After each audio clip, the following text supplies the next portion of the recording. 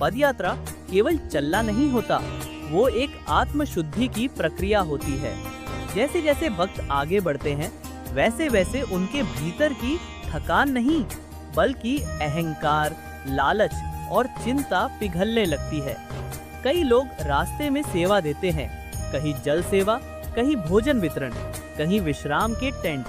ये सभी सेवाएं मानो बाबा के नाम की एक सामूहिक पूजा बन जाती हैं। यात्रा के दौरान कई बार पैरों में छाले पड़ जाते हैं, धूप तेज होती है, नींद पूरी नहीं होती, लेकिन कोई शिकायत नहीं करता, क्योंकि मन में एक ही आवाज गूंज रही होती है, श्याम बाबा बुला रहे हैं, बस अब देर नहीं।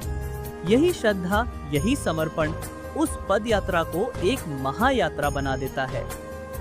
जब भक्त खाटू नगरी की सीमा में प्रवेश करते हैं, तो उनके चेहरों पर एक अद्भुत चमक होती है, मानो वे कोई युद्ध जीतकर लौटे हों।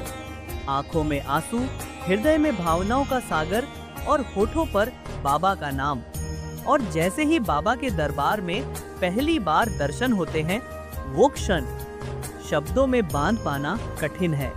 कुछ लोग चुपचाप रोते हैं, कुछ हाथ जोड़कर बाबा को देखते रहते हैं, तो कुछ बाबा के चरणों में गिरकर सब कुछ अर्पण कर देते हैं।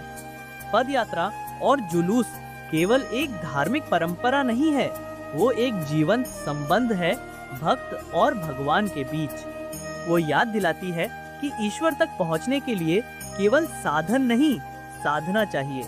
और जो अपने हर कदम में श्रद्धा भरकर चलता है, उसके लिए खाटू श्याम बाबा कभी दूर नहीं। यह यात्रा जब समाप्त होती है, तब एक नई यात्रा शुरू होती है, मन की यात्रा, जहां बाबा हमेशा साथ रहते हैं, चाहे भक्त किसी भी कोने में हो। जय श्री श्याम।